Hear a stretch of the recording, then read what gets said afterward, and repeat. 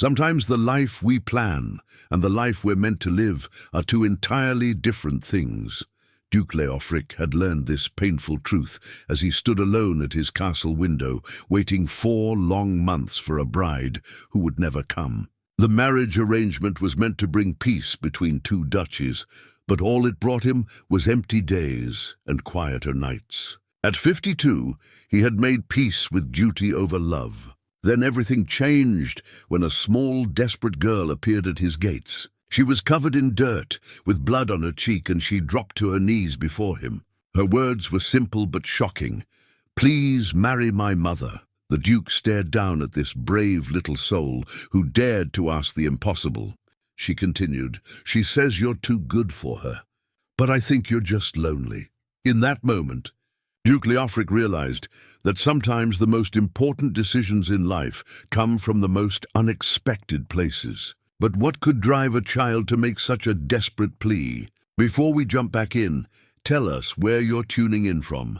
And if this story touches you, make sure you're subscribed, because tomorrow I've saved something extra special for you. The morning sun cast long shadows across the stone courtyard of Ainsworth Castle, where Duke Leofric had ruled for nearly 3 decades with a steady hand and gentle heart. The massive fortress stood like a guardian over the rolling green hills of his duchy, its towers reaching toward heaven as if in constant prayer for the people below.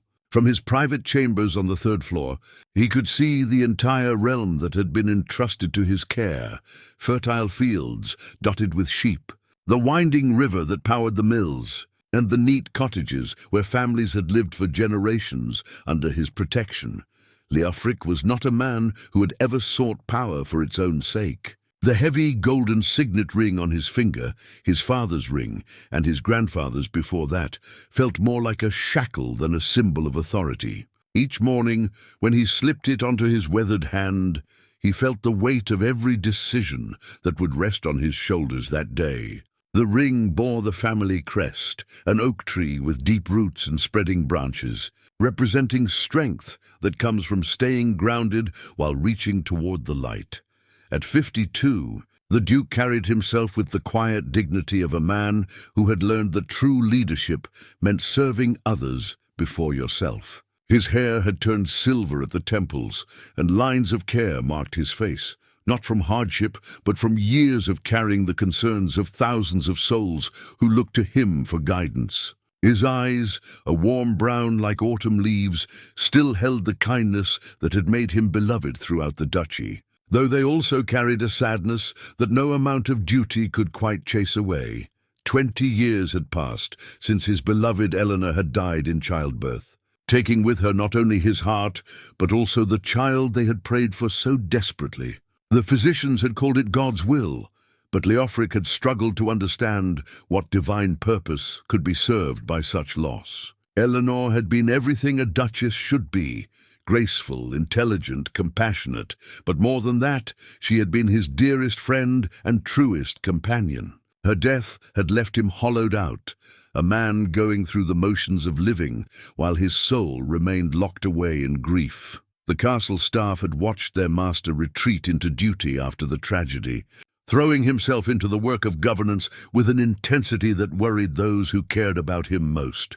Mrs. Aldwyn, the head housekeeper, who had served the family for 40 years, often spoke quietly to the other servants about how the Duke needed someone to remind him that he was more than just his responsibilities. But Leofric had shown no interest in remarriage, despite the gentle encouragements of his advisors and the not-so-gentle pressure from neighboring lords who had daughters of marriageable age. That had changed 4 months ago when political necessity finally overcame personal preference. The duchy to the east had been ravaged by border conflicts, and their duke had approached Leofric with a proposal that would bind their lands together through marriage. His daughter, Lady Isabella, was said to be accomplished and beautiful, a suitable match for a duke, even if she was nearly 20 years his junior. Leofric had agreed not out of desire but out of duty, the same duty that had guided every decision he had made since Eleanor's death. But Lady Isabella had never arrived. Letters from her father had grown increasingly vague, then stopped altogether. Sir Garrett, Leofric's captain of the guard and closest adviser, had sent discreet inquiries, but learned only that the Eastern Duchy was in chaos, with conflicting reports about the Duke's health and his daughter's whereabouts. As weeks turned to months, Leofric found himself in the peculiar position of being a bridegroom with no bride, hosting an elaborate empty bridal chamber that served only as a reminder of plans gone awry.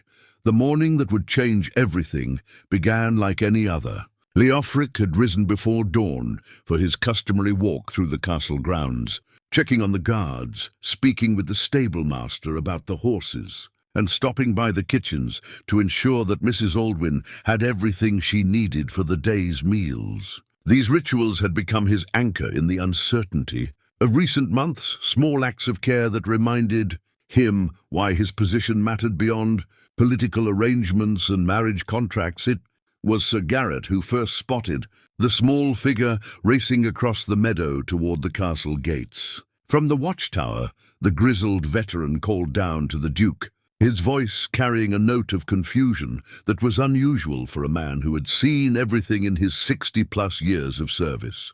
"My lord," Sir Garrett called, his weathered hand shading his eyes against the morning sun. "There's a child approaching, running as if the devil himself were giving chase." Leofric looked up from the herb garden where he had been walking with Father Benedict, the castle chaplain. The elderly priest, whose white hair gleamed like snow in the sunlight, squinted toward the approaching figure with concern creasing his lined face. "A child alone on the road at this hour?" Father Benedict murmured, his voice heavy with the worry of a man who had seen too many small souls lost to hardship and misfortune. "That bodes no good, your grace." The Duke strode quickly toward the main gate, his long legs carrying him with purpose across the cobblestones. As the figure drew closer, he could make out more details. A girl, perhaps 10 years old, her clothes little more than rags, and her feet bare despite the morning chill. She stumbled as she reached the castle walls, her small hands pressed against the iron gates as she gasped for breath. "Please," she called out, her voice thin but determined. "Please, I need to speak with the Duke. It's important, more important than anything." The guards looked uncertainly at their lord, hands resting on sword hilts, not from any sense of threat, but from the instinctive caution that came with protecting someone they deeply respected. But Leofric stepped forward without hesitation, his heart already stirring with compassion for this desperate child. "I am Duke Leofric," he said gently, crouching down so that his face was level with hers through the bars of the gate. "What brings you to my door, little one?" Up close, he could see the exhaustion in her bright green eyes, the dirt streaked across her face, and the small cut on her cheek that had left traces of dried blood.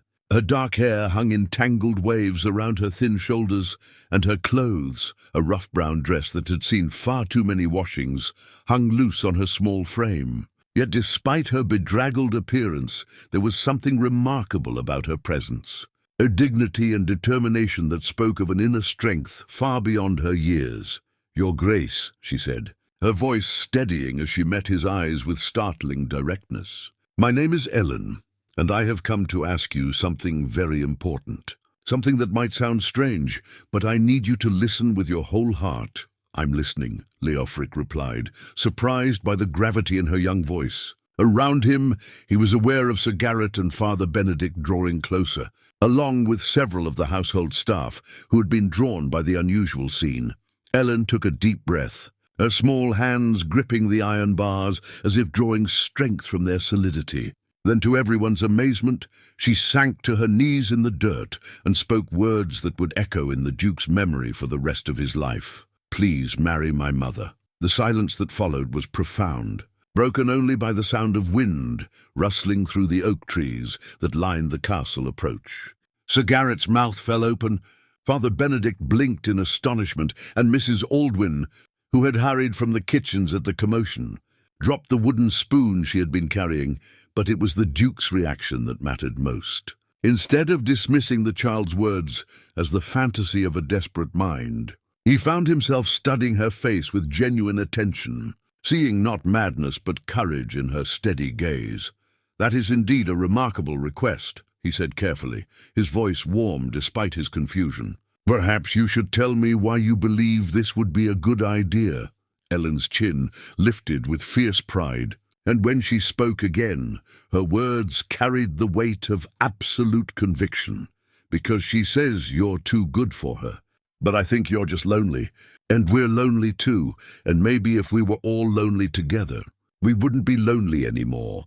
In that moment, Duke Leofric felt something stir in his chest that he had not experienced in 20 long years. Not just curiosity, but hope. The Duke's decision to follow the child came without hesitation, though it raised eyebrows throughout the castle courtyard.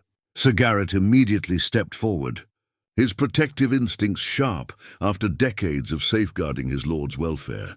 "Your Grace, perhaps it would be wiser to send someone else to investigate," the captain began. But Leofric raised a gentle hand to silence him. "No, Garrett. If this young lady has walked miles to reach us with such an extraordinary request, then she deserves the courtesy of my personal attention." The Duke's eyes never left Ellen's face as he spoke. "Tell me, child, where does your mother live?" "Not far, Your Grace," Ellen replied, though her voice carried undertones that suggested the distance was measured in more than mere miles. "Just past the village, near the old mill stream. Our cottage—" She paused, as if suddenly aware of how humble her circumstances must sound to ducal ears. "It's not much, but Mama keeps it clean, and we have a small garden."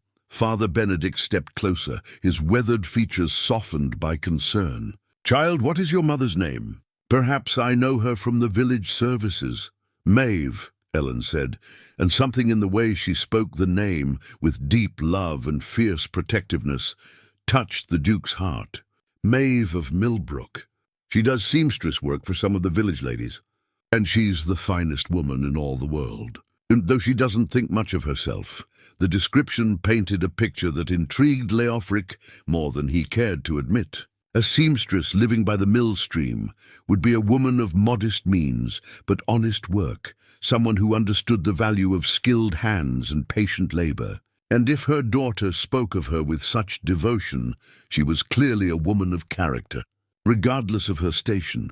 "Very well," the Duke announced, causing Sir Garrett to mutter something under his breath about the unpredictability of noble decisions. "Young Ellen, you shall be my guide. Sir Garrett, you'll accompany us, and Mrs. Aldwyn, please prepare a basket of food.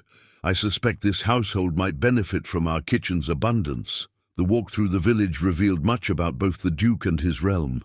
Leofric moved among his people, not with the distant hauteur of many nobles, but with genuine interest in their daily lives. He stopped to inquire about old Willem's arthritic hands, praised young Sarah for the fine loaves cooling on her windowsill, and listened patiently as the blacksmith described a problem with his forge that would require attention from the castle's craftsmen. Ellen watched these interactions with growing wonder, as if seeing her own world through new eyes. "Mama always said you were different from other lords," she confided to the Duke as they walked along the stone path that led toward the mill stream. "She said you actually cared about people like us." "People like you are the very reason I exist," Leofric replied simply. "A duke without his people is merely a man with an empty title and a cold castle." The cottage that came into view as they rounded a bend in the path was indeed modest, but it spoke of careful tending and quiet pride. The thatched roof was well maintained, the small windows sparkled clean, and a kitchen garden showed the orderly hand of someone who understood that every plant mattered when resources were scarce. Flowers, simple wildflowers, grew in neat rows beside the vegetables, a touch of beauty that suggested the woman within valued more than mere survival. Sir Garrett surveyed the surroundings with the automatic assessment of a professional soldier, noting sightlines and potential threats with habits ingrained by decades of service. What he saw was a location that was both charming and vulnerable, close enough to the village for community support, but isolated enough to be at risk from any bandits or troublemakers who might wish to avoid the more heavily traveled roads. A woman emerged from the cottage as they approached, and Leofric felt his breath catch in his throat. Maeve of Millbrook was nothing like what he had expected, though he could not have said precisely what he had anticipated. She was perhaps in her early 40s, with auburn hair that caught the sunlight and eyes the color of spring leaves. Her dress was simple but well made, clearly the work of her own skilled hands, and she carried herself with a dignity that spoke of inner strength rather than aristocratic breeding. Her face, however, was a portrait of mortification as she recognized the Duke approaching her humble home. "Ellen," she called, her voice carrying both relief and alarm. "What have you done, child?" Ellen ran to her mother, wrapping thin arms around Maeve's waist and speaking in rapid, urgent whispers that made the woman's face go pale. The Duke watched this intimate moment between mother and daughter, noting the protective way Maeve's hands smoothed Ellen's tangled hair and the fierce love that shone in her eyes despite her obvious distress. "Your Grace," Maeve said, stepping forward with a curtsy that was perfectly executed despite her simple surroundings. "I must apologize for my daughter's presumption. She is young and sometimes her heart leads her to speak without thinking." "On the contrary," Leofric replied gently, "I found her words both thoughtful and brave. Might we speak privately? I confess myself curious about the circumstances that would inspire such an unusual request." Maeve's cheeks colored, but she gestured toward the cottage with quiet grace. "Of course, Your Grace, though I fear I have little to offer that would be suitable for—" "Whatever you have will be more than sufficient," the Duke assured her, and the sincerity in his voice seemed to ease some of the tension in her shoulders. The interior of the cottage was as carefully tended as the exterior. A large room served multiple purposes: kitchen, dining area, and sitting space, with a steep stair leading to what must be a sleeping loft above. The furnishings were simple but well crafted, and everywhere the Duke looked, he saw evidence of skilled hands: embroidered cushions, woven baskets, and delicate lace curtains that transformed the humble windows into frames for the garden. Beyond, on a small table near the window, sat a worn silver thimble, clearly a treasured possession, alongside neat piles of mending work. Leofric found himself studying these details with fascination, building a picture of a woman who took pride in her craft and found beauty even in necessary tasks. "Please, sit," Maeve said, gesturing to the cottage's best chair while she bustled to prepare tea with hands that trembled slightly. "I cannot imagine what Ellen has told you, but I assure you that I had no knowledge of whatever scheme she may have concocted." Ellen, meanwhile, had settled cross-legged on the floor near the hearth, her green eyes moving between her mother and the Duke with the intense attention of a child who had set great plans in motion and was eager to see them succeed. "She told me," Leofric said carefully, "that she believes you and I might find mutual comfort in marriage. While the suggestion was certainly unexpected, I find myself intrigued by the wisdom of someone so young." Maeve's cup rattled against its saucer as she set it down. "Your Grace, surely you cannot be serious. I'm a seamstress, a widow of no particular family or fortune. The very idea that you would even consider—" She stopped, shaking her head. "Such things do not happen in the real world." "Perhaps not," the Duke agreed. "But I have lived long enough to learn that the real world is often stranger and more wonderful than we imagine. Tell me about yourself, Maeve of Millbrook. Help me understand the woman who raised such a remarkable daughter." For the next hour, as afternoon sunlight slanted through the cottage windows, Maeve found herself sharing stories she had never told anyone, about her late husband, a miller's assistant who had died in a cart accident 3 years prior, about the struggle to support herself and Ellen through needlework, and the kindness of village women who trusted her with their precious fabrics. She spoke of Ellen's quick mind and fierce loyalty, of the way the child had grown up too fast in a world that offered little protection to those without wealth or powerful connections. As she talked, Leofric found himself studying not just her words, but the way she spoke, with intelligence and careful thought, choosing her phrases as precisely as she must choose her stitches. This was not an uneducated woman, whatever her humble circumstances. and her love for her daughter was as clear as sunlight. The conversation was interrupted by a sound that made Sir Garrett leap to his feet, the thunder of approaching hoofbeats, far too many and moving far too fast for any peaceful purpose. Through the cottage windows, they could see armed men on horseback surrounding the small dwelling, their faces hard and their intentions clearly hostile. Ellen pressed close to her mother, and Maeve's face went white as she recognized the leader of the group, a scarred man who had been making increasingly bold demands for protection payments from the more isolated cottages around the village. "Well now," the bandit called through the open window, his voice thick with mockery. "What have we here? The little seamstress entertaining nobility. That seems like the kind of prosperity that should be shared, don't you think?" In that moment, Duke Leofric understood with perfect clarity why a desperate child might run miles to beg a stranger to marry her mother. The danger was real, immediate, and far beyond what one woman and her daughter could face alone. The Duke rose from his chair, and when he spoke, his voice carried the authority of a man accustomed to being obeyed. "You are trespassing on my lands and threatening my people," he said, stepping toward the door with Sir Garrett close behind. "I suggest you reconsider your position very carefully. The confrontation that followed would be the first test of what might grow between a lonely duke and a determined seamstress, if they lived long enough to find out." The bandits' retreat came swiftly once they realized they faced not just a seamstress and her child, but a duke with armed escort and the full authority of the realm behind him. Sir Garrett's hand on his sword hilt and the promise of castle guards arriving within the hour convinced even the most stubborn of the ruffians that easier prey could be found elsewhere. But the incident left its mark on everyone present, particularly Duke Leofric, who found himself deeply shaken by how close Maeve and Ellen had come to serious harm. "This cannot continue," he declared, as the dust settled from the bandits' hasty departure. "You cannot remain here unprotected, not when such men know of your isolation." Maeve's face was pale but determined. "Your Grace, I appreciate your concern, but we have managed thus far, and have you?" The Duke interrupted gently.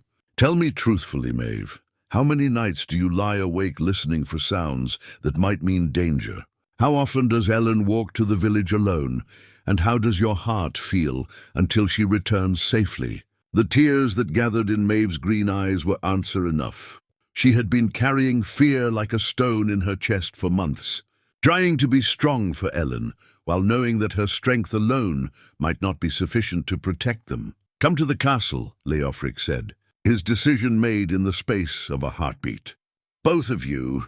There are positions available, seamstress work for you, and proper education for Ellen. You will be safe within those walls, and your skills will be valued." Ellen clapped her hands together with delight, but Maeve's reaction was more complex. The Duke could see gratitude warring with pride, practicality battling with fear of presumption. "Your Grace," she said carefully, "I would not want anyone to think that we were taking advantage of your kindness for purposes other than honest employment." "Let me worry about what people think," Leofric replied firmly. "My concern is ensuring that good people are protected and that talents are not wasted. You have skills my household can use, and Ellen has a mind that deserves proper cultivation." The move to Ainsworth Castle 3 days later was both overwhelming and wonderful for the small family. Mrs. Aldwyn, the head housekeeper, took one look at Ellen's bright eyes and eager questions and declared her a breath of fresh air in these old stones. The child adapted to castle life with remarkable speed, charming everyone, from the stable boys who taught her about horses, to the kitchen staff who delighted in having someone new to spoil with extra portions and sweet treats. Maeve's adjustment proved more challenging.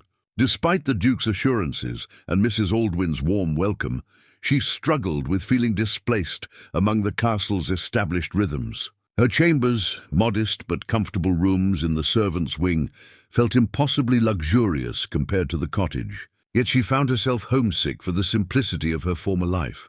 The work, however, provided familiar comfort. The castle's household linens needed constant attention, and several of the noble ladies in the surrounding area had heard of the new seamstress's skills and requested her services. Maeve threw herself into these tasks with the dedication that had always sustained her, finding peace in the precise movements of needle through fabric and the satisfaction of transforming worn materials into things of beauty. It was during her second week at the castle that she first encountered the Duke in his private rose garden. She had been walking in the early morning, unable to sleep and drawn by the scent of blooming flowers, when she discovered him sitting alone on a stone bench among the carefully tended plants. In his hand was an ornate iron key, and his expression was so melancholy that she almost turned away, rather than intrude on what was clearly a private moment. "I'm sorry, Your Grace," she said softly. "I didn't realize anyone else would be here at this hour." Leofric looked up with a slight smile. "Please don't apologize. These gardens are meant to be enjoyed, not hoarded by one lonely old duke." He gestured to the space beside him on the bench. "Would you care to sit? I find that dawn is the most peaceful time here."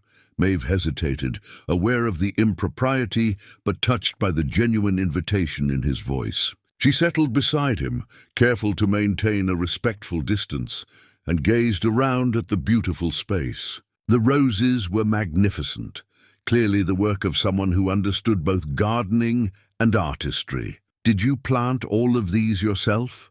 she asked. "My wife did," Leofric replied, his voice soft with memory. "Eleanor had a gift for growing things. She said gardens were like people. They needed attention and care, but also room to flourish in their own way." He turned the key over in his weathered hands. "This opens the garden gate. I've kept it locked since she died, as if preserving everything exactly as she left it might somehow preserve her presence as well." Maeve studied his profile, noting the lines of old grief etched around his eyes. "Grief makes us do strange things," she said gently. "After my husband died, I kept his tools exactly where he left them for nearly a year. I told myself I was being practical, that I might need them someday. But truly, I just wasn't ready to accept that he wouldn't be coming home to use them." "What changed?" the Duke asked, genuinely curious. "Ellen," Maeve smiled sadly. "One day, she asked me why we kept Papa's hammers if they weren't going to help anyone build anything. Children have a way of seeing straight to the heart of things, don't they?" Their conversation was interrupted by the sound of approaching footsteps and Sir Garret's familiar voice calling the Duke's name. The captain rounded the corner to find his lord and the seamstress sitting together in what appeared to be comfortable companionship, and his eyebrows rose slightly at the unexpected scene. "Your Grace," Sir Garret said with a slight bow. "Forgive the interruption, but young Lord Edmund has arrived from Westmarch with urgent news." Leofric rose immediately, the peaceful moment broken by the return of ducal responsibilities. "Of course. Maeve, perhaps we might continue our conversation another time." "I would like that very much, Your Grace," she replied, rising as well and offering a proper curtsy before making her way back toward the castle proper. Sir Garret waited until she was out of earshot before speaking. "My lord, I hope you'll forgive my presumption, but I feel I should mention that the household staff have begun to talk about the amount of time you've been spending with the seamstress and her daughter." "And what nature do these conversations take?" Leofric asked mildly, though there was a warning note in his voice. "Nothing malicious. Your Grace, most speak of how much happier you seem, and how the child has brought laughter to halls that have been too quiet for too long. But there are also whispers about propriety, and what neighboring lords might make of such close attention to a woman of her station." The Duke was quiet for a long moment, considering his captain's words. "Garret, in all the years you've served my family, have I ever made a decision that brought harm to this duchy or its people?" "Never, my lord." "Then trust me to navigate this situation with the same care I bring to all matters of importance." Leofric's voice was firm, but not unkind. "Maeve and Ellen have brought something to this castle that has been missing for too long. Not just laughter, but hope. I will not see that diminished by gossip or political calculation.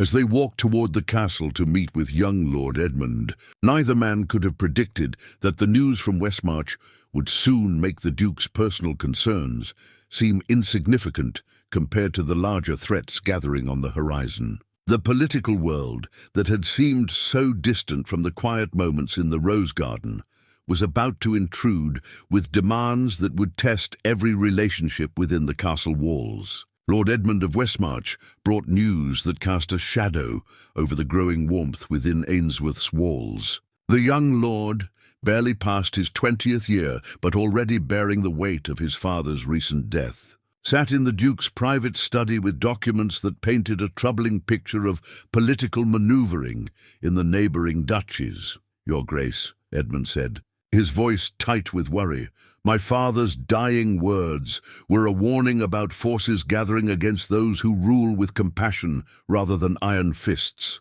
There are lords who believe your unmarried state makes you vulnerable to political pressure." Leofric studied the intelligence reports spread across his oak desk, noting the mentions of secret meetings and whispered alliances. "And what form might this pressure take?" "Marriage alliances primarily," Edmund replied.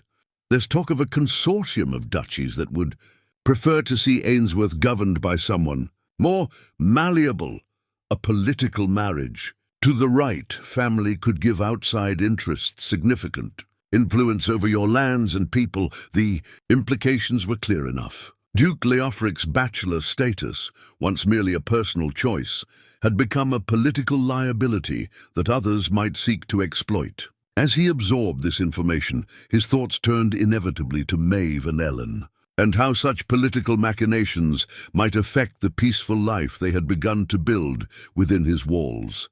Meanwhile, Ellen was discovering the joys of formal education under Father Benedict's patient tutelage. The elderly chaplain had initially approached the task of teaching a peasant child with some trepidation, but Ellen's quick wit and eager questions had quickly won him over completely.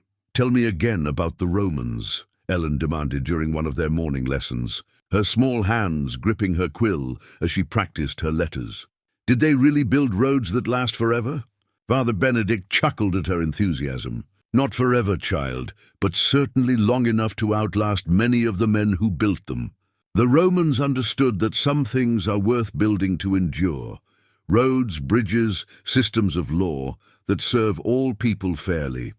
Like what Duke Leofric does?" Ellen asked with the directness that characterized all her observations. "Very much like what Duke Leofric does," the chaplain agreed. "Good leadership is about building things that will benefit people long after the leader is gone." Ellen absorbed this lesson with the serious attention she brought to all her studies. Though her mind was also working on more immediate concerns, she had noticed the way her mother's face lit up when the Duke joined them for their evening walks in the garden, and how the Duke seemed to laugh more freely when Maeve was nearby. To Ellen's 10-year-old perspective, the solution to everyone's happiness seemed obvious. If only the adults could see what was so clear to her. Her matchmaking efforts began small. She would mention to the Duke how beautifully her mother had embroidered a particular piece, or comment to Maeve about how much kinder the Duke was than the stories made most nobles seem. When she discovered that both adults enjoyed the same collection of poems in the castle library, she made sure to leave the book prominently displayed whenever they might encounter it together.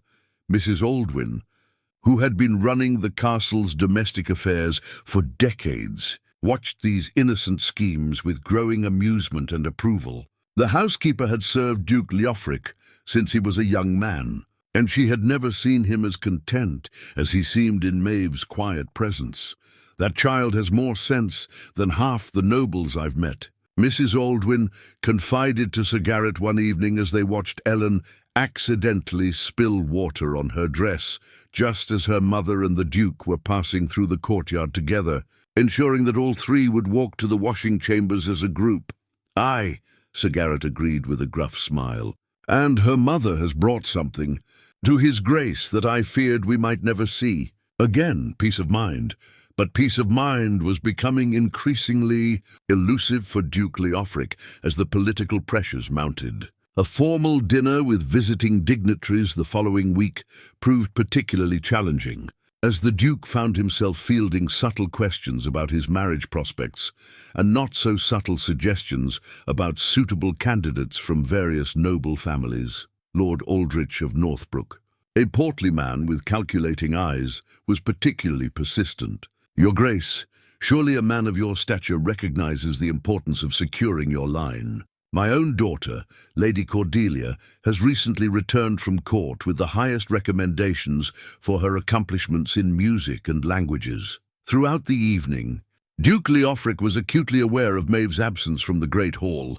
She had been invited, of course, but had declined with quiet dignity, insisting that her presence would only complicate the Duke's political obligations. Her empty chair seemed to mock him as he listened to descriptions of various noble daughters and their strategic advantages. It was Sir Garrett who provided the Duke with his first real intelligence about the extent of the threats they faced. The captain's network of contacts throughout the neighboring duchies had uncovered disturbing information about coordinated efforts to destabilize Ainsworth's independence. They're calling it the Cordelia Alliance, Sir Garrett reported during a private meeting in the Duke's chambers. "Named after Lord Aldrich's daughter, who seems to be the preferred candidate for your bride.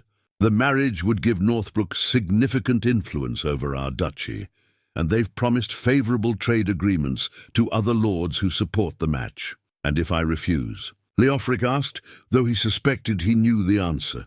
"Economic pressure, certainly. Possibly military action, if they can manufacture sufficient justification. They're painting you as an unstable ruler whose lack of an heir makes the duchy vulnerable to chaos." The Duke walked to his window, gazing out at the peaceful countryside that had thrived under his care for 3 decades. The thought of seeing it subjected to the ambitions of men who viewed his people as resources to be exploited filled him with cold fury. "There's something else, my lord," Sir Garrett continued reluctantly. "They've been asking questions about the seamstress and her daughter. Nothing threatening yet, but they seem to view any personal attachments you might form as potential weaknesses to exploit." That evening, Duke Leofric found himself once again in the Rose Garden, this time carrying the ornate key that had remained unused since Eleanor's death. As he fitted it into the gate's lock and turned it with hands that trembled slightly, he felt as though he were opening more than just a garden entrance. He was opening the possibility of a future he had never dared to imagine. Maeve found him there an hour later, standing among the roses, with the expression of quiet determination she had never seen before. "Your Grace," she said softly, "is everything well?" "I'm not certain," he replied honestly, "but I'm beginning to understand that some decisions cannot be made from duty alone. Sometimes, Maeve, we must choose what we know to be right in our hearts, even when the world insists it is impossible." As they stood together in the moonlit garden, neither could have predicted how soon that choice would be forced upon them, or how high the stakes would prove to be. The arrival of the official delegation 3 weeks later shattered the fragile peace that had settled over Ainsworth Castle. Lord Aldrich came with great ceremony, accompanied by his daughter Lady Cordelia and a retinue that seemed more suited to conquest than courtship. The yellowed parchment they carried bore the seals of 5 neighboring duchies, an ancient marriage contract that had been amended with new terms, and an ultimatum that left no room for diplomatic maneuvering. "Duke." Leofric read the document in the privacy of his study, Sir Garrett standing at attention beside his chair while Father Benedict waited with the patient gravity of a man who had witnessed many such political storms throughout his long years of service. 1 month, the Duke said quietly, his finger tracing the formal script that spelled out his choices with stark clarity. "I am to choose a suitable noble bride within 1 month, or face economic sanctions that would cripple our trade agreements and leave our people vulnerable to hardship." "The terms are harsh," Sir Garrett observed, his weathered face grim with concern, "but not impossible to meet if your Grace were willing to consider a political marriage, with Lady Cordelia as the preferred candidate.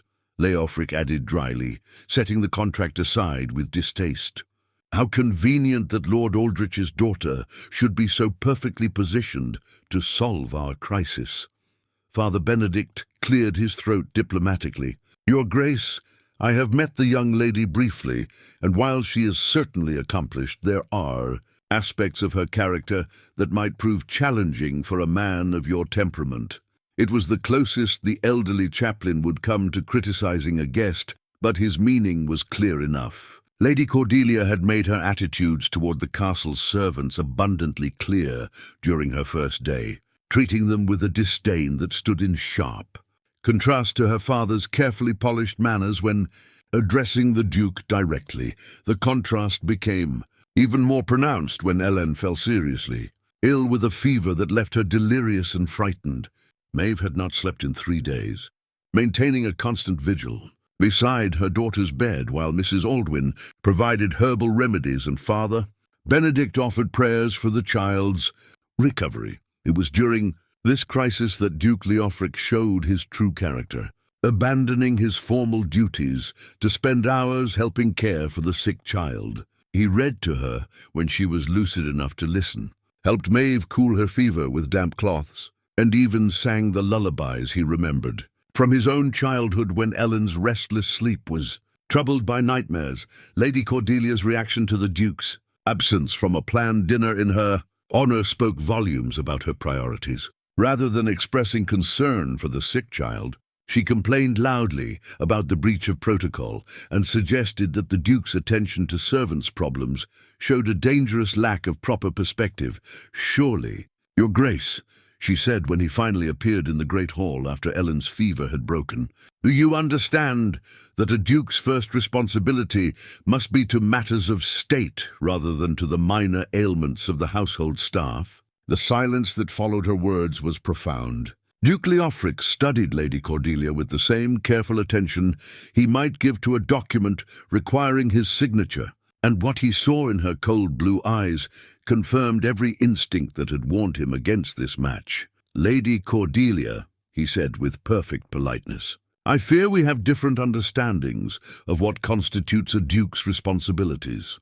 In my experience, a leader who cannot show compassion for the smallest members of his household is unlikely to show proper care for his entire duchy. It was Maeve, however, who truly captured the Duke's heart during those difficult days. Her tireless devotion to her daughter, her quiet strength in the face of fear, and her gratitude for every small kindness shown to Ellen revealed a depth of character that made the Duke question everything he thought he knew about nobility and worth.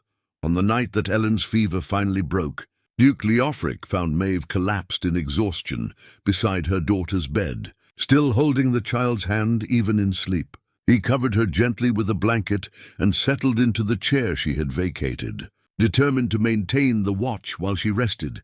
It was there that Sir Garrett found him at dawn, and the conversation that followed would prove pivotal to everything that came after. My lord, the captain said quietly, careful not to wake the sleeping mother and child, I must speak plainly. The political situation grows more dangerous by the day. Lord Aldrich has been meeting privately with other members of his delegation, and there are whispers of military action if you refuse his daughter's hand. Military action against a duchy that has lived in peace for 30 years? Duke Leofric asked, though he kept his voice low. They would manufacture justification, Sir Garrett replied grimly. Claims of instability, perhaps, or threats to trade routes. With enough allied duchies supporting them, they could make a convincing case to the king's representatives. The Duke was quiet for a long moment, watching Maeve's peaceful face in the morning light streaming through the chamber window. She looked younger in sleep, and he found himself imagining what she might have been like as a girl, Ellen's age, probably just as brave, just as fiercely loving, just as determined to protect those she cared about. Garrett, he said finally, in all our years together, have I ever asked you to follow a course that went against your conscience? Never, my lord. Then trust me when I say that marrying Lady Cordelia would be exactly that, a betrayal of everything I believe about duty, honor, and the proper way to treat the people under my protection." The Duke's voice was quiet but firm. "I have seen how she looks at our servants, how she speaks about the villagers, how she reacts to a child's illness. Such a woman would bring nothing but misery to this duchy, regardless of the political advantages her family might offer." "And the seamstress?" Sir Garrett asked. Though his tone suggested he already knew the answer, Duke Leofric was quiet for so long that his captain began to think the question would go unanswered. Then softly, he spoke words that would change the course of all their lives. "I love her, Garrett. Not just her beauty, though she is beautiful, but her kindness, her strength, her absolute devotion to those she loves. In 30 years of leadership, I've never met anyone who better embodies the qualities I hope to serve: compassion, wisdom, and the courage to do what is right even when it comes at personal cost." The admission hung in the air between them, revolutionary in its simplicity and terrifying in its implications. Sir Garrett had served dukes and nobles all his life, but he had rarely seen such clarity of purpose in the face of impossible odds. Outside, the sun climbed higher into a sky that seemed to promise either triumph or disaster, while inside the small chamber, a duke made his choice between duty as the world defined it and duty as his heart understood it.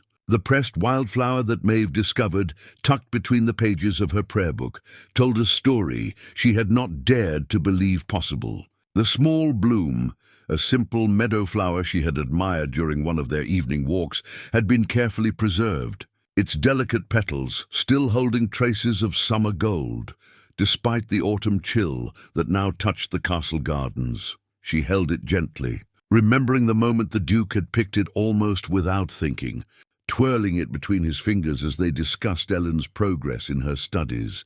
She had thought nothing of his absent gesture then, but the care with which it had been preserved and placed where she would find it spoke of intentions that made her heart race with equal parts joy and terror. The contrast between her growing certainty of the Duke's feelings and the political reality surrounding them had become almost unbearable to witness. Each morning brought new evidence of Lady Cordelia's calculated campaign to secure the marriage alliance, from elaborate gifts for the Duke to carefully staged conversations that demonstrated her knowledge of statecraft and noble protocol. Lady Cordelia was undeniably accomplished. Her French was flawless, her understanding of court politics sophisticated, and her ability to present herself as the perfect ducal wife beyond question. But Maeve had also observed moments when the mask slipped, revealing glimpses of the woman beneath the polished exterior. During a visit to the village that had been arranged to show Lady Cordelia the duchy's prosperity, Maeve had watched from a distance as the potential bride recoiled from a small child who had approached with muddy hands outstretched in greeting. The expression of disgust that had crossed Lady Cordelia's features, quickly concealed but unmistakable, had told Maeve everything she needed to know about how such a duchess would view the common people under her theoretical care. Even more telling had been Lady Cordelia's reaction to the fire that broke out in the village granary during her second week at the castle. While Duke Leofric immediately organized rescue efforts, and Maeve found herself helping to coordinate food distribution for families who had lost their winter stores, Lady Cordelia had remained safely within the castle walls, complaining about the smoke that drifted through her chamber windows. Surely, she had said to anyone who would listen, such matters are best left to the appropriate servants. A duke's time should not be spent on every minor crisis that befalls his people. The comment had reached Maeve's ears through Mrs. Aldwyn, who had been growing increasingly vocal in her opinions about the visiting noble lady. The housekeeper made no attempt to hide her preference for the seamstress, though she was careful to express such sentiments only in private. "Mark my words," Mrs. Aldwyn had confided to Maeve over their morning tea. "That girl would turn this castle into a cold, miserable place within a month of becoming duchess. She looks at our people like they're livestock to be managed rather than souls to be cherished." But it was Ellen, with her child's clarity of perception, who voiced what everyone was thinking during one of her lessons with Father Benedict. Why would anyone want to marry someone who doesn't like children or sick people, or anyone who isn't rich? She asked with the directness that characterized all her observations, Father. Benedict had struggled to explain the concepts of political necessity and dynastic duty to a 10-year-old who measured worth by kindness and love, finally settling on a gentle explanation about how adults sometimes had to make difficult choices for complicated reasons. But wouldn't it be better to choose someone who makes you happy and makes other people happy too? Ellen had persisted, her green eyes bright with the absolute certainty that complicated problems should have simple solutions. The chaplain's inability to argue with her logic had been apparent to everyone present, though he maintained his diplomatic silence on the specifics of the Duke's situation. Meanwhile, Duke Leofric found himself caught in an increasingly impossible position. His public duties required him to continue the courtship of Lady Cordelia with appropriate attention and courtesy, while his private inclinations drew him constantly toward Maeve's quiet presence and genuine warmth. The evening walks that had become precious to all three of them, the Duke, Maeve, and Ellen, now had to be curtailed out of consideration for Lady Cordelia's expectations. The intimate conversations over needlework in the small sitting room became rare treasures snatched between official obligations. Even the shared meals that had brought such joy to the castle's daily rhythm were replaced by formal dinners where conversation centered on political alliances and court gossip. Maeve watched the Duke's growing unhappiness. With a heart torn between love and duty, she could see the cost that each day of pretense extracted from him. The way his shoulders carried tension that had not been there before Lady Cordelia's arrival. The forced quality of his smiles during public interactions. It was during a quiet moment in the castle chapel, where Maeve had gone to pray for wisdom and strength, that she made her decision.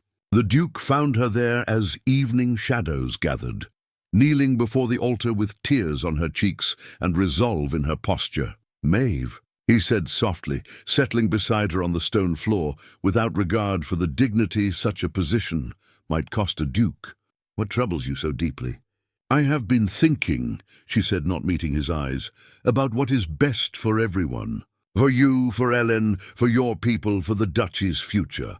And what conclusion have you reached?" he asked, though something in her tone filled him with dread. "Ellen and I should leave," she said simply. "Not far, perhaps back to the village where I can continue my seamstress work. But our presence here has become a complication you cannot afford, and I will not be the cause of decisions that might harm your people." The Duke's sharp intake of breath echoed in the chapel's stillness. "Maeve, you cannot believe that I would choose political expediency over—" "Over what?" she asked, finally looking at him with eyes that held both love and heartbreak. "Over the happiness of two people who have no right to such happiness when it comes at the cost of an entire duchy's welfare. You are a good man, Leofric, too good to make selfish choices even when your heart demands them." "And what of your heart?" he asked, reaching for her hand with desperate gentleness. "What does it demand?" "My heart is not the one that matters," she replied, though her fingers tightened around his as if they had a will of their own. "I am a seamstress, a widow with no family name or political value. You are a duke with responsibilities that extend far beyond personal desires. But what if those responsibilities could be fulfilled in a different way?" he pressed. "What if there were another path, one that honored both duty and love?"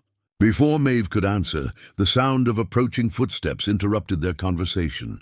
Lady Cordelia appeared in the chapel doorway, her expression carefully neutral as she observed the Duke and the seamstress kneeling together in what was obviously an intimate moment. "Your Grace," she said with perfect politeness, "your presence is requested in the great hall. My father wishes to discuss the final arrangements for our betrothal ceremony." The word betrothal fell between them like a stone dropped into still water, and Maeve felt the last of her hopes shatter into pieces too small to gather. The Duke's face had gone pale, but he rose with the dignity that had never failed him, even in the most difficult moments. "Of course, Lady Cordelia," he said formally.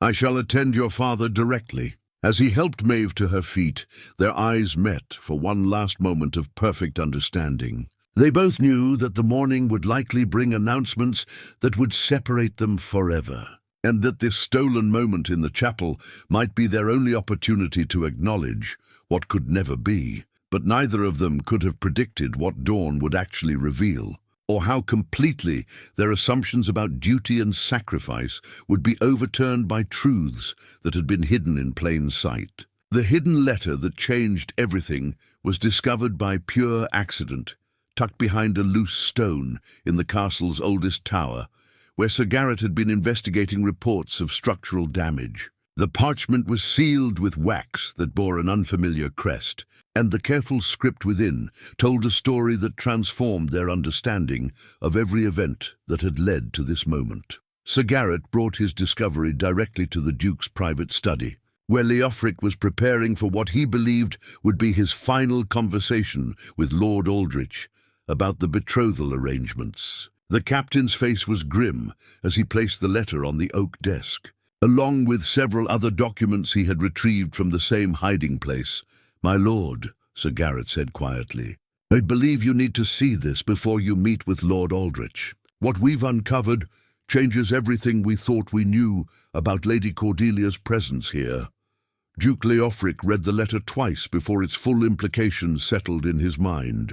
The correspondence was between Lord Aldrich and a mercenary captain, discussing payment for services that included clearing obstacles to the Northbrook alliance and ensuring that alternative arrangements become impossible to maintain. A second letter, dated 3 months earlier, contained explicit instructions for the murder of Lady Isabella, the Duke's original intended bride, along with confirmation that the deed had been completed and her death made to appear accidental during the border conflicts. "They killed her," Duke Leofric said, his voice hollow with shock and growing anger. "They murdered an innocent young woman to clear the path for their political ambitions."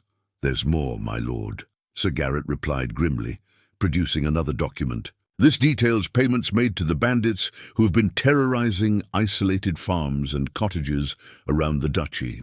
The attacks were orchestrated to create a climate of fear that would make your people more receptive to a marriage alliance that promised greater security."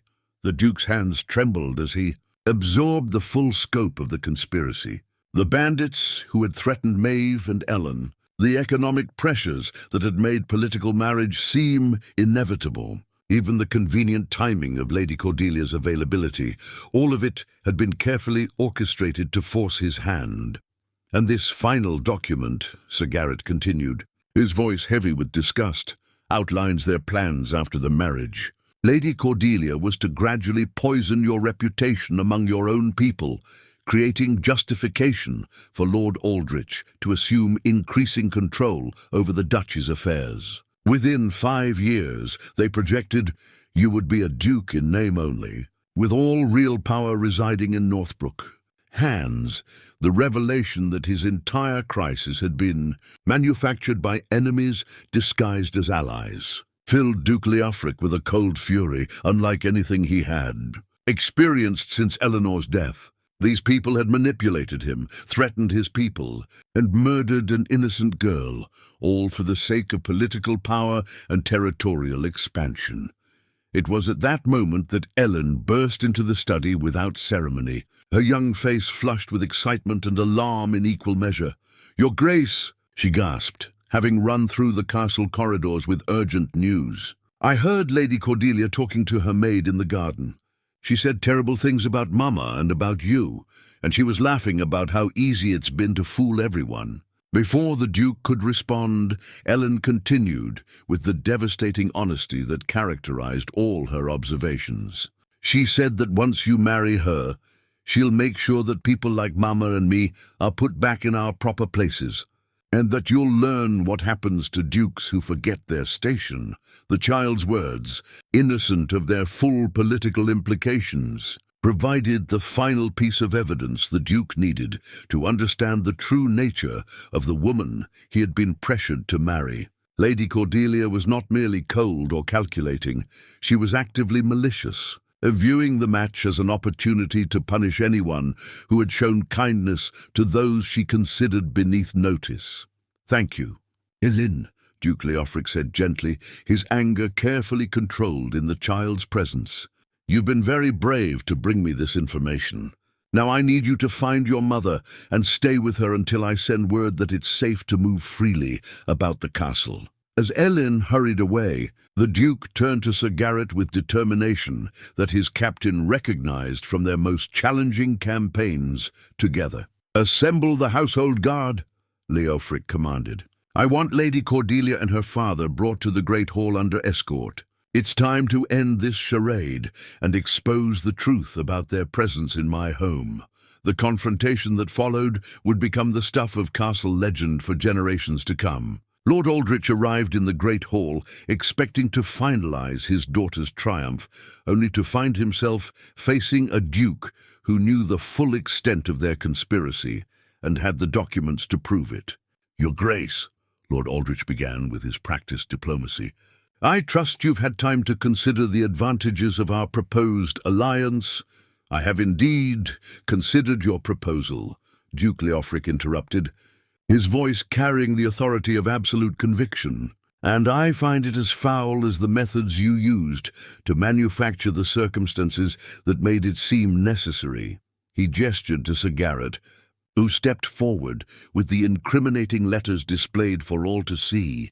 "Did you truly believe that your correspondence would remain hidden forever? That no one would discover the truth about Lady Isabella's murder, or the bandits you hired to terrorize my people, or your daughter's true intentions regarding the future of this duchy?" Lady Cordelia's mask of aristocratic composure slipped for the first time since her arrival, revealing glimpses of the calculating cruelty that had been hidden beneath layers of polished manners and diplomatic training. "You have no proof of these wild accusations," she said, but her voice lacked the certainty she had shown in all their previous interactions. "On the contrary," the Duke replied, producing the most damaging letter from the collection. "I have your father's own words, written in his own hand, detailing every aspect of your conspiracy, including your plans for my eventual removal, once your family had consolidated control over my lands and people."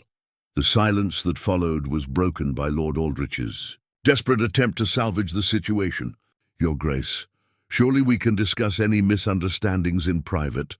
"There are no misunderstandings," Duke Leofric said firmly. "Only crimes that demand justice and betrayals that require acknowledgement. You murdered an innocent girl, terrorized my people, and attempted to manipulate me into a marriage that would have brought nothing but misery to everyone under my protection." Lady Cordelia's final gambit revealed the true depth of her desperation and malice. "You think your precious seamstress will make you happy?" she snarled, abandoning all pretense of noble behavior.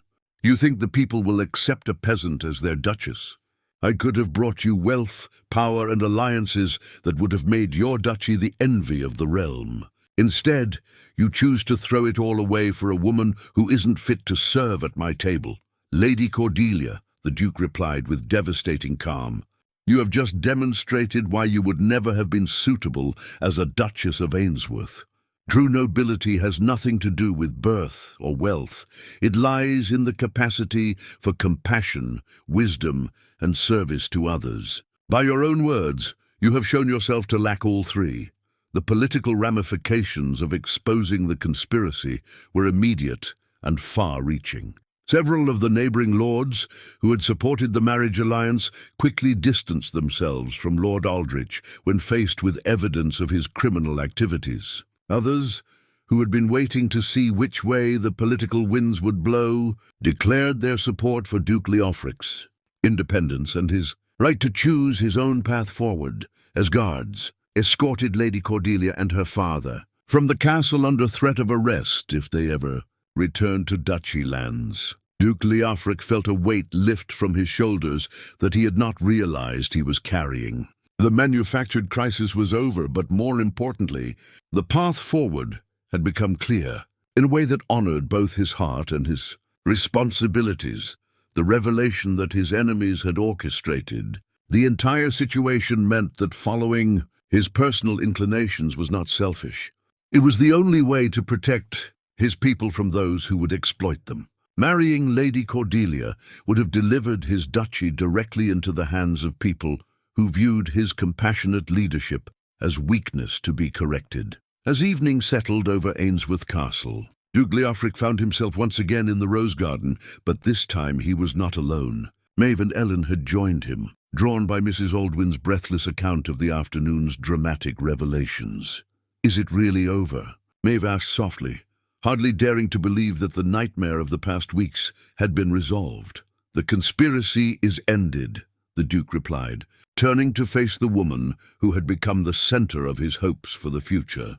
"But if you're willing, Maeve of Millbrook, I believe our story is just beginning." The Duke's battle standard, a deep blue field bearing the ancient oak tree of his lineage, had not been unfurled in anger for 15 years. But as dawn broke over Ainsworth Castle 3 days after Lady Cordelia's departure, it snapped proudly in the morning breeze above the highest tower. The sight of it stirred something deep in the hearts of everyone who glimpsed it, from the youngest stable boy to the most grizzled veterans who remembered the last time their duke had been forced to defend his people through strength of arms. Sir Garrett's intelligence network had brought disturbing news throughout the night. Lord Aldrich, rather than retreating in shame after his conspiracy's exposure, had chosen to double down on his ambitions. Unable to secure Ainsworth through marriage and manipulation, he had called upon his allies to support a more direct approach, military conquest justified by claims that Duke Leofric had become an unstable ruler whose unmarried state and questionable alliances threatened the security of the entire region. 5 duchies have pledged men to his cause. Sir Garrett reported during the emergency council that had been called before sunrise. Perhaps 3,000 soldiers in total, including a significant number of experienced mercenaries. They'll be here within 2 days if they maintain their current pace of march. Duke Leofric studied the map spread across the Great Hall's oak table, noting the strategic positions and calculating the odds with the practiced eye of a man who had been trained in warfare since childhood. Even if he had hoped never to use such knowledge again, and our own strength, he asked, though he suspected the numbers would not be encouraging. 800 men-at-arms, my lord, plus whatever militia we can raise from the villages, Sir Garrett replied. Good men, all of them, and fighting on familiar ground for a cause they believe in, but outnumbered nearly 4 to 1. However, the captain continued with a slight smile that suggested more hope than the raw numbers indicated. I've received word from Lord Edmund of Westmarch and Duke Harold of Riverford. Both are marching to our aid with their full levies, another 1,500 men between them, and more may follow as word of the true situation spreads. The political implications of the support Duke Leofric was receiving became clear as the morning progressed. His choice to reject the forced marriage and expose the conspiracy had resonated with other lords who had grown weary of the increasingly aggressive tactics used by ambitious nobles to expand their influence. The coming battle would be about more than just Ainsworth's independence. It would determine whether compassionate leadership could survive in a world that seemed to value only power and ruthless calculation. Maeve had insisted on remaining at the castle despite the Duke's gentle suggestions that she and Ellen might be safer elsewhere until the crisis passed. Her refusal was delivered with quiet dignity but absolute determination. Your Grace, she had said, meeting his concerned gaze with steady resolve. If this battle is about the right of good people to choose love over political expediency, then my place is here. Ellen and I will not run from those who would punish us for the crime of bringing you happiness. Her words had moved him more deeply than any political speech or military rally ever could. In that moment, Duke Leofric understood that Maeve was not merely the woman he loved, she was his partner in the truest sense. Someone who shared his values and was prepared to stand beside him regardless of the personal cost. Ellen, displaying a maturity that continued to amaze everyone who knew her, had volunteered for duties that would keep her safely within the castle walls, while still allowing her to contribute to the defense efforts. Mrs. Aldwyn had organized the household staff into an efficient support network, preparing medical supplies, coordinating food distribution, and ensuring that every person within the castle knew their role in the coming crisis. That child has more courage in her little finger than Lady Cordelia had in her entire body, Mrs. Aldwyn had declared while watching Ellen help organize bandages and medical supplies with the focused attention she brought to all her tasks. Father Benedict had spent the day in quiet preparation of a different sort, offering counsel to those who sought it and preparing for what might be his final service to the people he had shepherded for so many years. The elderly chaplain had lived through enough conflicts to understand that battles were won or lost, as much in the hearts of the combatants as on the field of engagement. It was in the castle chapel, as evening shadows gathered, that Father Benedict performed the ceremony that would give Duke Leofric the strength he needed for what lay ahead. The service was simple and private, witnessed only by Sir Garrett, Mrs. Aldwyn, and Ellen, but its significance was profound.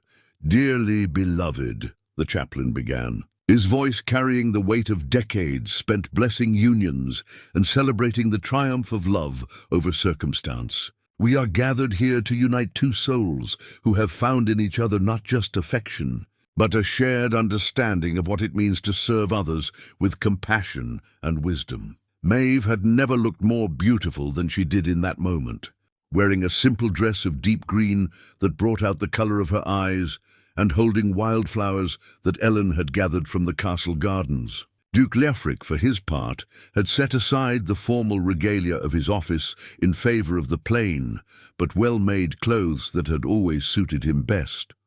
The vows they exchanged were brief but heartfelt, speaking not of political alliances or dynastic considerations, but of mutual support, shared values, and the promise to face whatever challenges might come with united hearts. When Father Benedict pronounced them husband and wife, the small congregation felt as though they were witnessing not just a wedding, but a declaration of principles that would guide them through the dark hours ahead. "Now," Father Benedict said with satisfaction as he blessed the simple gold rings that had been crafted by the village blacksmith, "you face tomorrow not as Duke and Duchess, but as partners in the truest sense, bound together by choice rather than obligation, strengthened by love rather than political necessity." The wedding feast, such as it was, took place in the castle's great hall with the entire household in attendance. There was no elaborate ceremony or formal presentation, just good food, heartfelt toasts, and the warm community spirit that had always characterized life at Ainsworth Castle. Even the guards who would face battle in the morning found reasons to smile as they watched their beloved Duke dance, with his new wife to music provided by the castle's small but enthusiastic group of musicians. But the celebration was necessarily brief, as the realities of the coming conflict could not be ignored for long. As midnight approached, Duke Leofric found himself walking the castle walls with Sir Garrett, making final inspections and sharing the kind of quiet conversation that often preceded uncertain battles. "My lord," the captain said as they paused at the western watchtower to gaze out at the countryside that would soon echo with the sounds of warfare, "I've served your family for 40 years, and I want you to know that tomorrow we fight not just for Ainsworth, but for the idea that leadership should be based on character rather than birth, compassion rather than calculation. And if we should not survive tomorrow," the Duke asked, voicing the fear that neither man wanted to acknowledge but both needed to address, "then we will have died defending principles worth dying for." Sir Garrett replied simply, "But I have faith, my lord, in our cause, in our allies, and most especially in the man you have proven yourself to be. Good leaders inspire loyalty, and truly great leaders inspire others to become their best selves. You have done both, and that is why tomorrow's battle is already half won." As dawn approached, Duke Leofric stood once more in his rose garden, but this time he was not alone. Maeve was beside him, and Ellen was curled sleepily in the chair that Eleanor had once favoured during her morning walks among the flowers. The sight filled him with a peace that no amount of political success could ever have provided. "Whatever happens today," he said quietly to his wife, "I want you to know that these past months have given me more happiness than I had any right to expect. Then we must ensure that this happiness continues for many years to come," Maeve replied, her hand finding his with the natural ease that had developed between them. "We have too much to live for, to give up without a proper fight." As the sun rose on what would either be their liberation or their doom, the new family stood together in the garden where love had first taken root, drawing strength from each other and from the knowledge that they had chosen to face their fate united by bonds stronger than political convenience or social convention. The battle standard above them caught the morning light like a promise, and in the distance, the sound of approaching armies could be heard like thunder rolling across the peaceful hills of Ainsworth. The battle for Ainsworth began with the ringing of the great bell that had called the duchy's people to worship for 3 centuries, but now summoned them to defend everything they held dear. From the castle's highest tower, Duke Leofric could see Lord Aldrich's forces spreading across the valley like a dark stain against the green countryside. Banners of 5 duchies snapping in the morning breeze, the glint of armor and weaponry catching the sunlight in a display meant to intimidate as much as overwhelm. Sir Garrett stood beside his lord, studying the enemy formations with the practiced eye of a veteran who had seen too many battles to be impressed by mere numbers.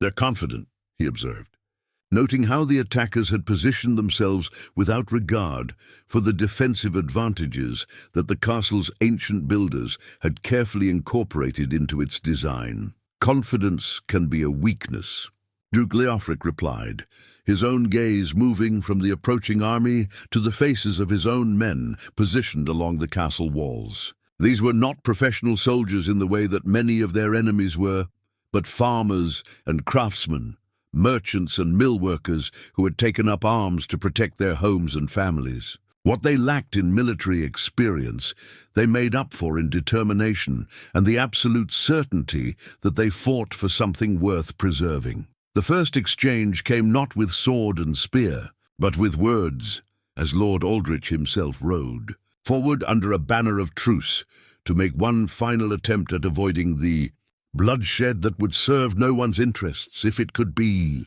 prevented through negotiation. "Duke Leofric," he called from the courtyard below, his voice carrying clearly in the morning air, "I offer you one last opportunity to reconsider your position. Surrender now, accept marriage to my daughter, and your people will be spared the consequences of your stubborn defiance of political reality." The Duke's response carried from the castle walls with equal clarity, reaching not just Lord Aldrich, but every soldier in both armies. "Lord Aldrich, I have already given my answer to your conspiracy and manipulation. The people of Ainsworth will never submit to rule by those who view them as resources to be exploited, rather than souls to be cherished." "Then you have chosen destruction over wisdom," Lord Aldrich replied, wheeling his horse around with theatrical flourish. "When your castle lies in ruins and your people cry out in hunger, remember that you could have prevented their suffering with a single word of agreement. The first assault came with the methodical precision that marked experienced military commanders, but Sir Garrett's defensive preparations proved their worth as arrows from the castle walls found their targets while the attackers struggled to bring their superior numbers effectively to bear against the fortress's strong points. The castle had been built by men who understood warfare, and every stone had been placed with defense in mind. Maeve had positioned herself in the castle's great hall, which had been converted into a makeshift hospital for treating the wounded. Her steady hands, trained by years of precise needlework, proved surprisingly well suited to the delicate task of tending injuries, while her calm presence provided comfort to men who faced their first taste of battle with more courage than confidence. Ellen, despite her youth, had proven invaluable as a messenger, her small size allowing her to move quickly through the castle's corridors, and her sharp mind ensuring that important information reached the right people without delay or distortion. Mrs. Aldwyn had organized the other women of the household into an efficient support network that kept the defenders supplied with food, water, and medical attention as the battle raged. As the morning wore into afternoon, it became clear that Lord Aldrich's forces had underestimated both the castle's defensive strength and the determination of its people. Several assaults had been repelled, with significant losses to the attackers, while the defenders had suffered relatively minor casualties despite being vastly outnumbered. But Sir Garrett knew, as did his duke, that time was not necessarily on their side. The castle's supplies could sustain a siege for months, if necessary. But Lord Aldrich's frustration with the lack of easy victory was leading to increasingly desperate tactics that put non-combatants at risk. It was as the sun reached its peak that the most dangerous moment of the day arrived. When Lord Aldrich's forces attempted a coordinated assault on multiple points simultaneously, trying to overwhelm the defenders through sheer persistence rather than tactical superiority. For nearly an hour, the outcome hung in balance as the castle's defenders fought with the desperation of men protecting everything they valued most. Duke Leofric found himself fighting alongside men he had known since childhood, sharing the dangers and hardships that had once been the exclusive province of professional soldiers. The sight of their leader standing with them, sword in hand and facing the same risks they faced, inspired the defenders to efforts that surprised even themselves. As afternoon shadows began to lengthen, word arrived that would change everything. The Allied forces from Westmarch and Riverford had been sighted approaching the valley, their banners visible on the horizon like harbingers of hope. The relief that swept through the castle was palpable, but Sir Garrett's experience warned him that desperate enemies could be more dangerous than confident ones. Lord Aldrich's final gambit would test not just their military preparations, but the very bonds that held their small community together in the face of impossible odds. Lord Aldrich's desperation revealed itself in the cruelest possible way as his forces retreated from their failed assault on the castle walls. Unable to achieve victory through direct confrontation, he resorted to the tactics of a man who had abandoned all pretense of honor in favor of achieving his goals by any means necessary. The cry that went up from the castle watchtowers chilled every heart within the walls. "They have the child." Ellen had been captured during one of her messenger runs, seized by infiltrators who had used the chaos of battle to slip past the outer defenses. Now she stood in the courtyard below, held at knife point by one of Lord Aldrich's mercenaries, while her captor called out terms that made a mockery of everything civilized warfare was supposed to represent. "Duke Leofric," the mercenary shouted, his voice harsh with the accent of the borderlands, where such men learned their brutal trade. "Lord Aldrich offers you one final choice. Surrender yourself and agree to the marriage alliance, or watch this child pay the price for your stubborn pride." The silence that followed was profound, broken only by the sound of wind whistling through the castle's ancient stones. From his position on the walls, Duke Leofric could see Ellen's face clearly, frightened but not broken, her green eyes still blazing with the fierce courage that had brought her to his gates all those months ago, to plead for her mother's happiness. Maeve had appeared beside him without his noticing, her face pale, but her voice steady as she spoke words that would have been unthinkable from any other mother facing such a nightmare. "Don't you dare surrender for her sake," she said quietly, her hand gripping the stone battlements with white-knuckled intensity. "Ellen would never forgive you, and neither would I. She knows what we're fighting for, and she's brave enough to pay whatever price her courage demands." But Duke Leofric was already moving, his mind racing through possibilities with the tactical speed that had served him well in every crisis of his long leadership. "Sir Garrett," he called to his captain, "can your men create a diversion at the main gate? Something dramatic enough to draw their attention while you what, my lord?"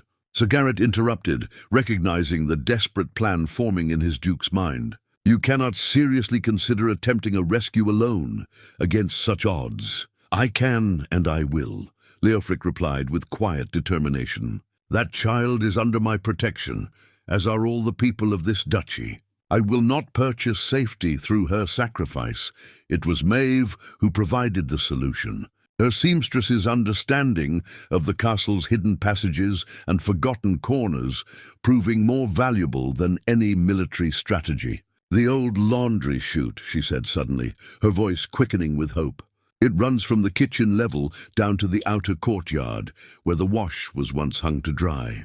If someone small enough could get through it, I could do it," volunteered Tom, one of the stable boys who had grown up exploring every corner of the castle. "I know that passage, and I'm small enough to move quietly." But even as plans formed and brave volunteers stepped forward, the situation in the courtyard below was deteriorating rapidly. Lord Aldrich himself had appeared, his face twisted with the rage of a man whose carefully laid schemes had crumbled into chaos and embarrassment. "Enough delays?" he snarled at his mercenary. "If the Duke will not see reason, then perhaps the sight of the child's blood will clarify his thinking." It was at that moment that the sound of approaching hoofbeats thundered across the valley, not the measured pace of besieging armies, but the urgent gallop of forces arriving at desperate speed. The Allied reinforcements from Westmarch and Riverford had not merely arrived. They had pushed their men and horses to the limit to reach them, battle in time to prevent a tragedy, the mercenary holding. Ellen looked around in confusion as Lord Aldrich's forces found themselves caught between the castle's defenders and the fresh troops pouring into the valley behind them. In that moment of distraction, Ellen proved that her courage was not merely a child's bravado, but something deeper and more substantial. With a quickness that surprised everyone watching, she twisted free of her captor's grip and ran toward the castle walls, her small legs carrying her with desperate speed across ground that had become a battlefield. The mercenary's curse echoed across the courtyard as he pursued her, but Sir Garrett's archers were ready, their arrows finding their target before he could reach the brave child who had become the symbol of everything they fought to protect. Lord Aldrich's forces, caught between superior numbers and demoralized by their leader's dishonorable tactics, began to lay down their arms in growing numbers. The sight of their allies arriving in strength, combined with their own weariness from a day of fruitless assault, made continued resistance seem pointless, but it was the capture of Lord Aldrich himself that truly ended the battle. When Duke Harold of Riverford, a man whose reputation for honor was unquestioned throughout the realm, personally, took the conspirator into custody with words that rang across the battlefield like a judgment. "Lord Aldrich of Northbrook," the Duke of Riverford declared in a voice that carried to every corner of the valley, "you stand accused of murder, conspiracy, and the violation of every principle that governs honorable conduct between nobles. You will answer for your crimes before the kings." Justice, the broken circlet that had adorned Lady Cordelia's head, abandoned in her father's tent, when his grand ambitions finally collapsed, would serve as a fitting symbol for the fall of corrupt ambition and the triumph of genuine virtue over calculated manipulation. 3 months after the battle that had tested every bond of loyalty and love within Ainsworth's walls, the castle had transformed from a fortress under siege into a place of celebration and new beginnings. The scars of conflict had healed with remarkable speed, not just in the stonework that had been damaged during the fighting, but in the hearts of the people who had discovered that their courage under pressure had forged them into something stronger than they had ever imagined possible. The commission for the family portrait had been Duke Leofric's idea, though he had presented it to Maeve as a practical necessity rather than a sentimental gesture. "Future generations will need to know what their duchess looked like," he had said, with the gentle teasing that had become a hallmark of their marriage. "And I want them to see the woman who proved that true nobility comes from character rather than bloodline." The artist, Master Willem from the royal court, had arrived expecting to paint a conventional ducal portrait, formal poses, elaborate costumes, and the kind of distant dignity that characterized most noble family paintings. Instead, he found himself documenting something unprecedented. A duke, duchess, and their adopted daughter arranged not in stiff ceremony but in natural affection, their faces showing the contentment of people who had chosen each other freely and loved each other completely. Ellen, now 11 and growing taller with each passing month, had become the unofficial princess of Ainsworth Castle through sheer force of personality rather than any formal title. Her quick mind and fearless spirit had made her a favorite, with everyone from the kitchen staff to visiting dignitaries, while her education, under Father Benedict's guidance, continued to reveal capabilities that suggested a remarkable future. Ahead, she has the makings of a natural leader. The elderly chaplain had confided to the Duke and Duchess during one of their regular discussions about Ellen's progress, not through commanding others, but through inspiring them to be their best selves. "It's a gift that cannot be taught, only recognized and encouraged." The transformation in Maeve had been equally remarkable, though perhaps more subtle to outside observers. The confident woman who now moved through the castle's halls, offering counsel to noble visitors and managing complex household affairs with effortless grace, bore little resemblance to the anxious seamstress who had once lived in fear by the millstream. Yet those who knew her best could see that the essential qualities that had first drawn Duke Leofric to her, her compassion, wisdom, and unwavering commitment to those she loved, remained unchanged and uncompromised by her elevated position. The wedding they had celebrated in the chapel during the crisis had been followed, once peace was restored, by a public ceremony that brought together the entire duchy in celebration of a love story that had captured imaginations far beyond Ainsworth's borders. Noble families from across the realm had attended, not out of political obligation but from genuine curiosity about the Duke who had chosen his heart over convenience, and the seamstress who had proven herself worthy of such devotion. But it was the participation of common folk in the celebration that had made the event truly special.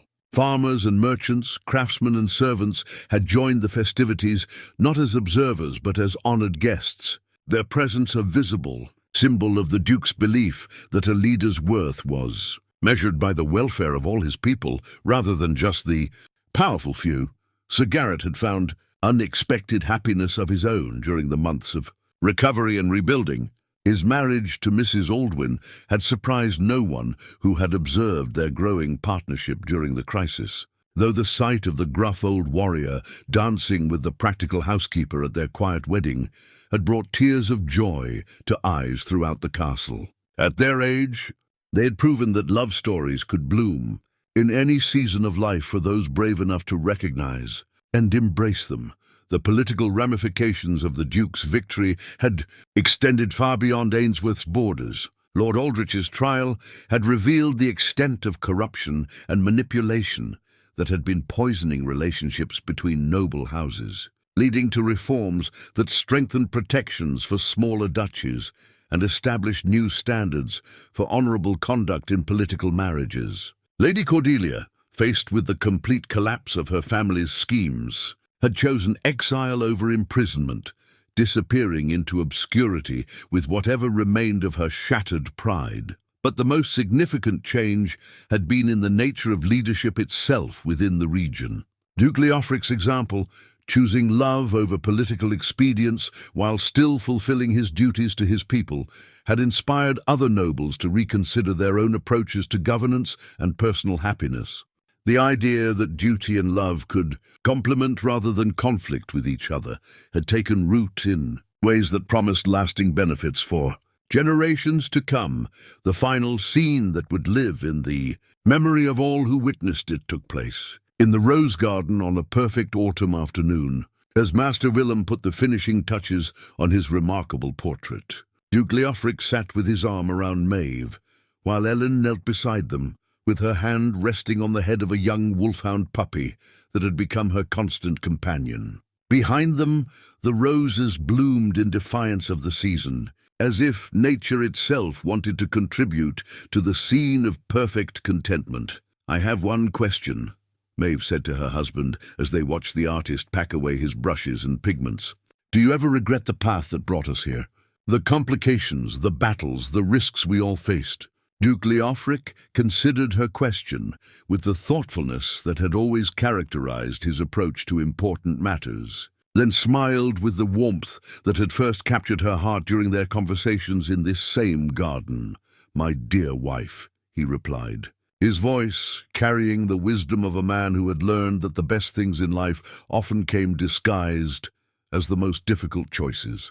"I have discovered that the greatest happiness comes not from avoiding complications, but from facing them with the right people beside you."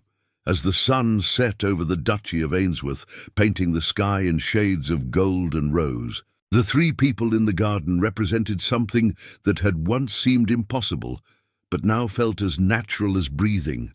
A family created not by birth or political arrangement, but by love, courage, and the simple faith that good people who choose each other freely can overcome any obstacle that fate places in their path. The portrait that would hang in the castle's great hall for centuries to come would show future generations what their ancestors had looked like, but more importantly, it would remind them that the greatest legacy any leader can leave is the proof that love, honor, and compassion will always triumph over ambition, manipulation, and fear, if only someone is brave enough to make that choice when it matters most.